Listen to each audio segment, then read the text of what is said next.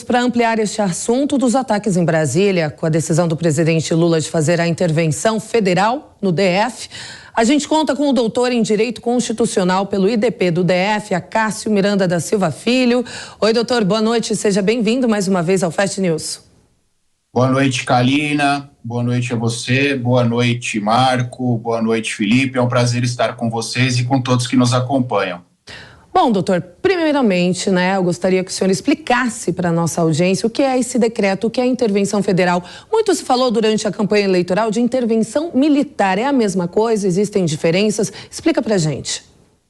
São circunstâncias bastante diferentes. Primeiro, porque a intervenção federal tem previsão constitucional no artigo 34 da Constituição Federal, e conforme nós acompanhamos uma parte dos procedimentos ontem e hoje, quando há alguma situação que imponha certos riscos à ordem pública e outras circunstâncias também previstas na Constituição, o Poder Executivo, no caso a União, pode decretar a intervenção federal. Essa tem um prazo limitado, portanto, no decreto já deve ser estabelecido qual é o seu prazo, e esta depende da aprovação do Congresso Nacional. Nós vimos há pouco a aprovação pela Câmara dos Deputados, e amanhã essa intervenção será votada no Senado Federal e, acaso aprovada, terá validade pelo período estabelecido no decreto, que, salvo engano, até dia 31 de janeiro.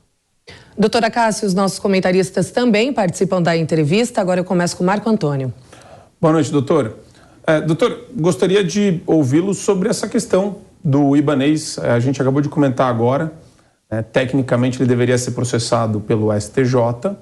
E a gente foi surpreendido com uma decisão do ministro Alexandre de Moraes, que, sem qualquer tipo de protocolo ou liturgia dentro do nosso arcabouço jurídico do Estado de Direito, ele determinou uma suspensão de 90 dias para o governador do Distrito Federal.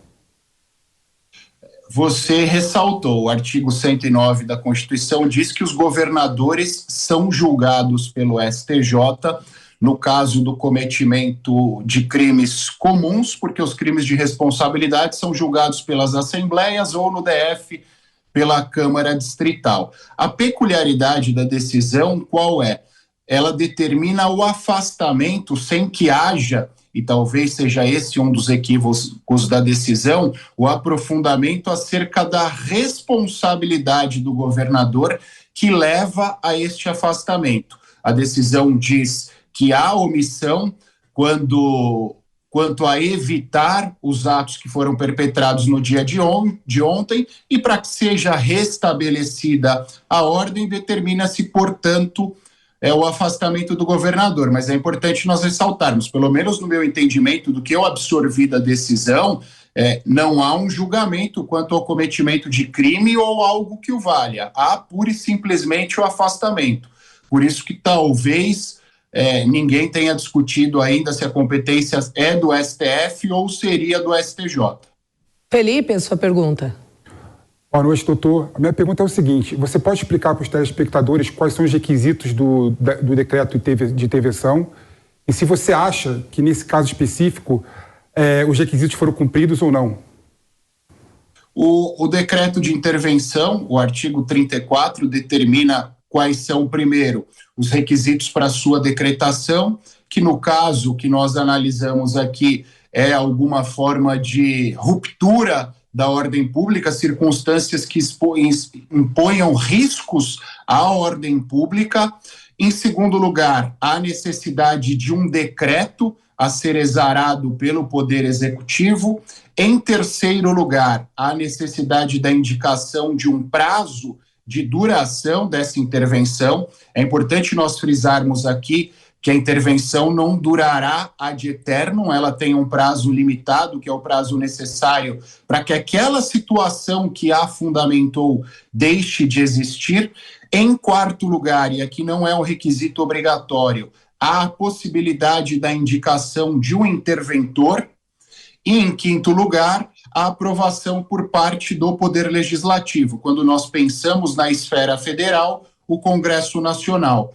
O tema começa a ser votado na Câmara dos Deputados. Todos aqueles temas que são da iniciativa do Poder Executivo começam pela Câmara dos Deputados e depois são submetidos à aprovação do Senado Federal. E leva-se em consideração nas duas casas o quórum a partir dos congressistas presentes. Não há um quórum qualificado estabelecido pela Constituição. Doutor, essa intervenção federal de alguma forma pode ameaçar a democracia brasileira?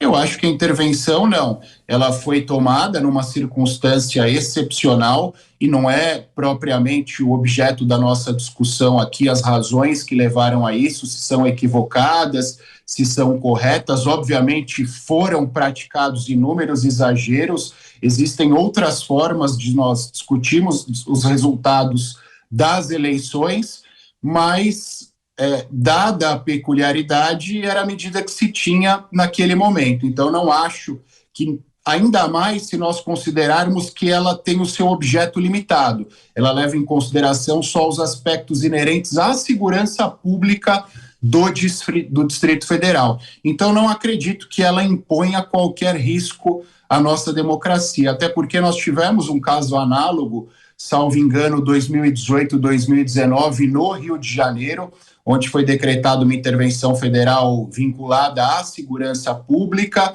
e nós temos aí intervenções praticadas por estados e municípios que acontecem até de forma corriqueira. Estão previstas todas essas hipóteses na nossa Constituição Federal. Marco, mais uma pergunta? Tem uma questão que me deixa um pouco aflito, doutora. Talvez é uma questão um pouco mais polêmica, mas que envolve a comunidade jurídica. A comunidade jurídica, especialmente no que tange ao ativismo judicial. Eu não vejo a Ordem dos Advogados do Brasil, eu não vejo a Associação de Magistrados também do Brasil, eu não vejo essas entidades de classe denunciando o ativismo judicial, especialmente o inquérito dos atos antidemocráticos ou das milícias digitais. E eu gostaria de ouvir, né, do senhor ao que o senhor atribui a esse fenômeno. Quer dizer, eles se intimidam pela força corporativista do Supremo Tribunal Federal? É uma relação de interesse que existe muito próxima? Porque, veja, estou falando em criticar, estou falando em uma postura minimamente crítica. Não precisa brigar, não precisa tecer nada de nenhuma grande tese nesse sentido. É só apontar abuso de autoridade, apontar irregularidades e colocar a defesa dos valores corretos, dos direitos e garantias individuais. Nós já até tivemos oportunidade de discutir isso, Marco, em outra oportunidade, e verdade seja dita, para nós que atuamos no mundo jurídico, no dia a dia jurídico, nós enfrentamos inúmeras dificuldades por conta do ativismo judicial, inegavelmente. Não fosse o ativismo um problema, nós não teríamos inúmeras teses de doutorado discutindo e, na sua maioria, criticando o ativismo, dissertações de mestrado e assim sucessivamente. Então, o ativismo é um problema desde o Supremo Tribunal Federal até um juízo de piso, especialmente em algumas áreas do direito, como o direito penal. Aqueles que atuam no dia a dia do direito criminal enfrentam inúmeros problemas relacionados ao ativismo que acabam impondo certas restrições, inclusive ao direito de defesa. Então, é uma problemática que nós devemos enfrentá-la.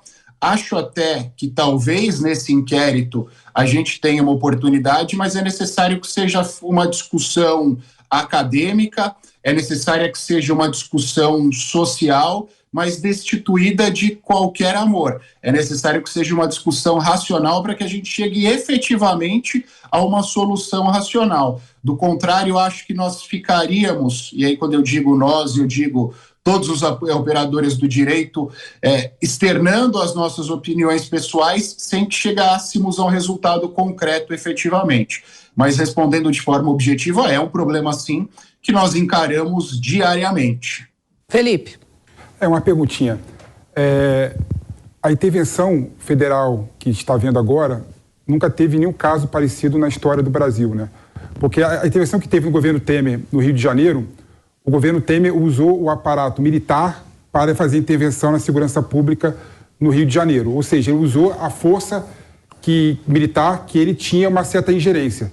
Esse decreto interventivo que o Lula emitiu, né, ontem, ele coloca uma pessoa do Ministério da Justiça, o secretário executivo da Justiça, como o comandante da Polícia Militar Estadual, não é? Então a pergunta vai no seguinte sentido: você acha que não pode ter um problema de coordenação para efetivar essa medida num prazo muito curto de 30 dias? Não seria mais efetivo nesse caso específico, por exemplo, o governo federal usar o aparato das Forças Armadas? Ou não seria mais efetivo, ao invés de ter decreto interventivo, o Lula coordenar com o governo do Distrito Federal uma melhor disponibilização do aparato das polícias militares, da Polícia Militar? Quando nós olhamos para as duas circunstâncias, Felipe, eu acho que existem pontos de semelhança e, obviamente, existem algumas distinções. Você bem ressaltou, no caso do Rio de Janeiro, foram utilizadas as Forças Armadas para que elas atuassem naquele contexto, uma vez que, à época, a Polícia Militar do Rio de Janeiro, as forças de segurança em geral do Rio de Janeiro, não tinham a capacidade de resolver aquele problema que estava posto.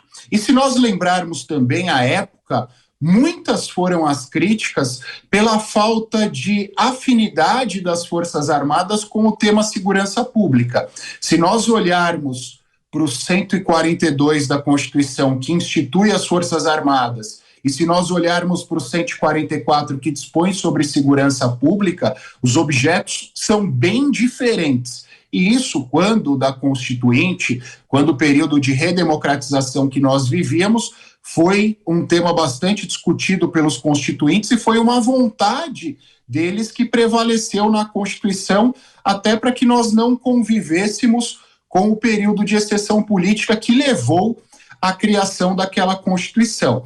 No que diz respeito ao caso do DF, o DF tem problemas relacionados à segurança pública como todos os outros estados do Brasil, mas os índices de criminalidade no DF são até melhores que a grande maioria dos estados do Brasil. Então, há essa intervenção para que haja uma atuação relacionada a uma circunstância específica que, creio eu e torço eu, para que seja mais facilmente resolvida que aquele problema de 2018, 2019 no Rio de Janeiro, com uma peculiaridade que é importante nós lembrarmos aqui.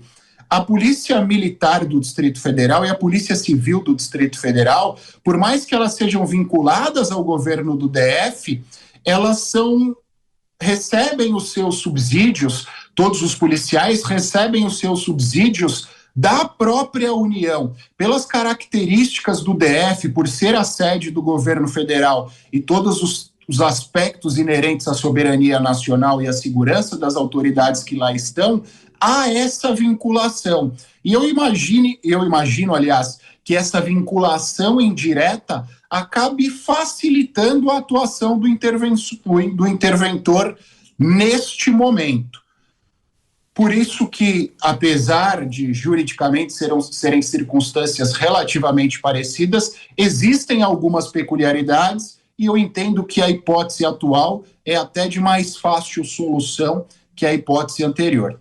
Doutor, para a gente fechar essa entrevista, 1.500 pessoas foram detidas, estão na Polícia Federal, por suspeita de envolvimento neste ataque aos 3 poderes. Eu gostaria de saber do senhor por quais crimes essas pessoas respondem e se todas vão responder pelos mesmos crimes ou a investigação vai especificar para cada pessoa qual crime respondeu. Eu gostaria que o senhor esclarecesse isso para a gente.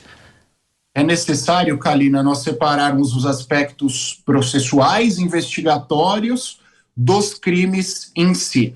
Quando nós pensamos no inquérito, a autoridade policial agora deve colher elementos de autoria e materialidade. Deve unir cada uma dessas pessoas à materialidade que lhe é imputada. Aquelas pessoas onde não for possível fazer essa união, autoria e materialidade, muito provavelmente não ficarão presas e não serão sequer indiciadas neste momento. Mas, obviamente, é possível, no momento posterior, que outras provas surjam durante a tramitação do inquérito e, a partir daí, essas pessoas voltem a ser investigadas ou outras pessoas que não estavam sequer lá fisicamente possam ser investigadas em virtude de participação financeira ou participação hierárquica ou intelectual. Em segundo lugar, quando nós pensamos nos crimes, existem algumas possibilidades. Primeiro, o crime de dano qualificado pelo patrimônio público, que está disposto no artigo 164 do Código Penal. Também há a possibilidade do crime de associação criminosa, do artigo 288 do Código Penal. Também há a possibilidade dos crimes contra o Estado Democrático de Direito, do 359H e do 359L. E há quem diga, confesso que discordo um pouco, a possibilidade da imputação dos crimes previstos na 13.260 de 2016, que é a lei antiterrorismo. Acho, diante das imagens que eu vi, que os crimes contra o Estado Democrático de Direito sejam mais compatíveis com as circunstâncias que o terrorismo propriamente. Mas também acho até um pouco deselegante da nossa parte julgarmos olhando só para os elementos probatórios aos quais a gente tem acesso através da imprensa. Muito provavelmente as investigações, imagens de circuito interno de segurança e assim sucessivamente trarão outros elementos às autoridades policiais. Tá certo, doutora Cássio Miranda da Silva Filho, obrigada pela entrevista, excelente semana para o senhor. Obrigado, Kalina, um abraço, Marco Antônio, um abraço, Felipe, e um abraço aos que nos acompanham.